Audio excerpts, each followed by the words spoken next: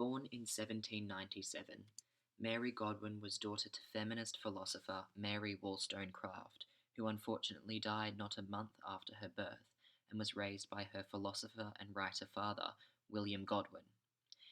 In 1814, she met and fell in love with Percy Bysshe Shelley, whom she eloped on a European journey with, and later married in 1816 after the death of her prematurely born daughter and suicide of Harriet, Percy's first wife.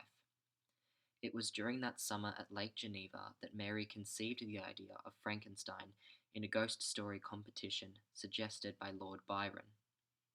The first edition was later published anonymously in 1818, when Shelley was 20 years old, under the title Frankenstein, or The Modern Prometheus, her name not appearing on the novel until its second edition was published in France in 1823. Frankenstein combines the styles from Gothic writing as well as the Romantic movement, however, had done something no writer had done before, and so began the genre of science fiction. In short, the novel tells the story of Victor Frankenstein, a young Genevan scientist from Naples who devotes his life to his medical studies of anatomy. In an attempt to detract from his grief over the death of his mother, he excels at the University of Ingolstadt, and he attempts to create the creature of his dreams that has enraptured him for some time, only to create what is known as Frankenstein's monster, a hideous and tall creature with yellow skin and eyes that would go on to escape and learn the perils of the world and seek vengeance on mankind, namely Victor and his family. Backstory is, as it self-explains, an expository method of plot and character development. Often, this is done in the form of infodumps, a series of information packed into small chunks of text, whether that be in the form of dialogue, narration, metaphor, images, symbolism, or even foregrounding. The purpose of such is to present a hastened or larger exposition of plot, character, setting, relationships, etc., for the reader's purpose and understanding. The technique is done both implicitly and explicitly, as it is needed and permitted by the writing style. To understand the story of Frankenstein and how Shelley uses backstory, one has to first understand the narrative structure the book is written in. The novel begins with an epistolary form, consisting of 4 letters by the first narrator, Captain Robert Walton, addressed to his sister, Margaret Walton Saville. This initial volume serves as the frame story around what will prove to be a long and complex tale when Walton and his crew rescue Victor Frankenstein. It is then the nature and purpose of the story is revealed when Victor Frankenstein is quoted for the first time. I have suffered great and unparalleled misfortunes. I had determined these evils should die with me, but you have won me to alter my determination. You seek for knowledge and wisdom as I once did. May not be a serpent to sting you, as mine has been. You are pursuing the same course, exposing yourself to the same dangers which have rendered me what I am. Deduce an apt moral from my tale, one that may direct you if you succeed in your undertaking and console you in case of failure. Shelley has implicitly foregrounded the horrific and almost taboo nature of the story that Walton and the readers are in for through an explicit infodump, making it so overt it's covert. Walton would continue on to express his conflict at making Frankenstein relive his grief and his eagerness to hear what he deemed to be an exciting and intriguing story. Shelley has paralleled his interests with the readers in order to have them subconsciously wanting to hear the story of Victor Frankenstein even more. Walton becomes the advocator for the readers in his quest to hear the story and find closure. Narration switches from Walton's point of view to Frankenstein's point of view, remaining in first person, told through Walton's recordation. Shelley utilizes letters once again within Victor Frankenstein's narrative. Chapter 7 opens with a letter, of course beginning with the framing sentence, "On my return, I found the following letter from my father," that both exposes backstory with the help of foregrounding. The foregrounding is done by Alphonse, Victor's father, and the author of the letter in his protracted ramble suggesting bad news. He sustains his written procrastination and, like Robert Walton's aforementioned divergence, has readers itching to know what has happened. Shelley hits readers with, "But that would be a cruel kindness, and I dare not do it," after the casual mention of a return date for Victor. This then drags out with an impending sense of doom. "And how, Victor, can I relate our misfortune? I wish to prepare you for the woeful news, but I know it is impossible." Filled in with the wordy sentences, the info dump is presented in its most explicit form. "William is dead. Victor, he is murdered." In the spirit of info dumping, Alphonse proceeds to recount the series of events.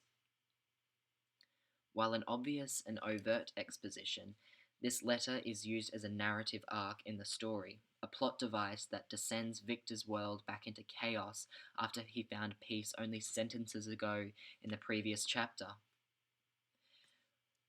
With a single line, Shelley portrays the life of the monster and the treatment of such from the other side of the story.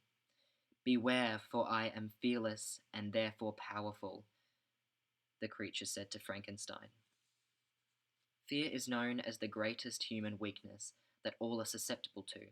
However, Frankenstein's monster is subject to endless torment for its monstrous and grotesque appearance and manner, rejected even by his father, per se, Victor Frankenstein.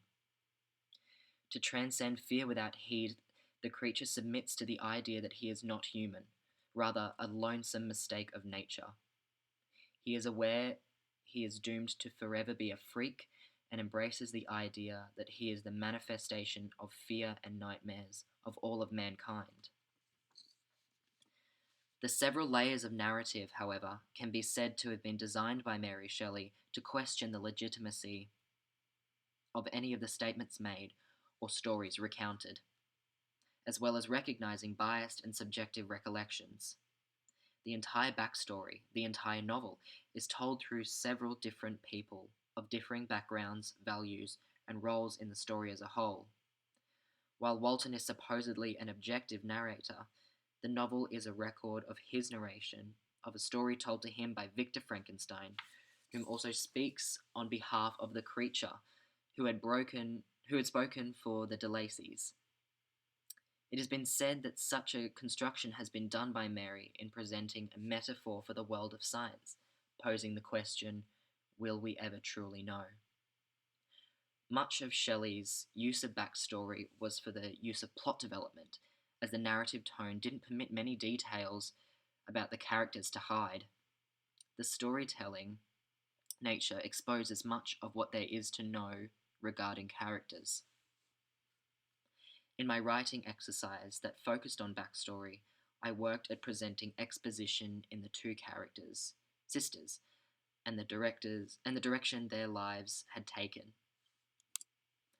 Originally written in first person, I changed it to third person as I felt it opened up the rest of the story, as opposed to closing it off with one point of view.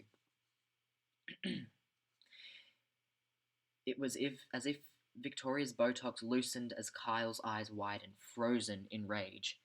She then proceeded to snatch the Birkin off the Italian marble bench top, like she would her faded knockoff Louis. Victoria could hear the muffled rattling as she rummaged through her belongings. Her jaw clenched and neck stiffened.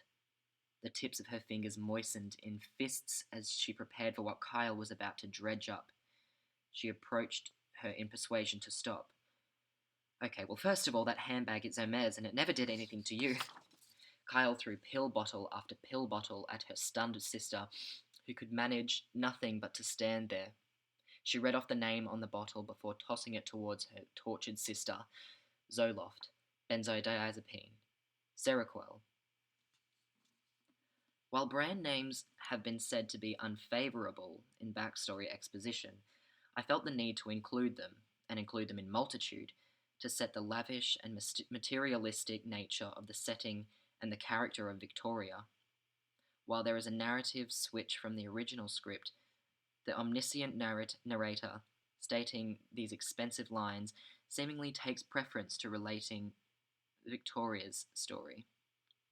The inclusion of items such as a marble benchtop and a Birkin, a handbag famous for costing between $8,000 to $150,000, coupled with mentioning Kyle's handbag that is the typical go-to for knockoffs, is imperative to shining a light on the things that have made these characters who they are, namely Victoria, as well as highlighting their status and endowment.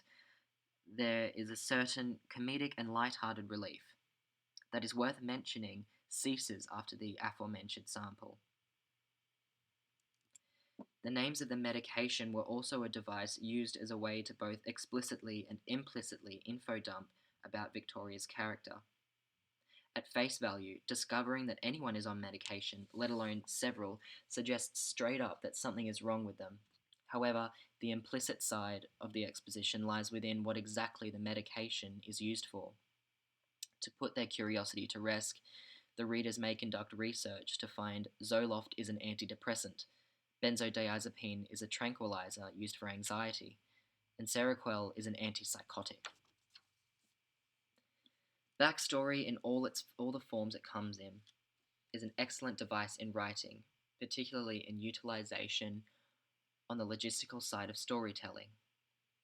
Mary Shelley has used it to capture her readers as well as exhibit the characters of Frankenstein and how the series of events shaped them into who they are, as demonstrated in the samples of my creative work.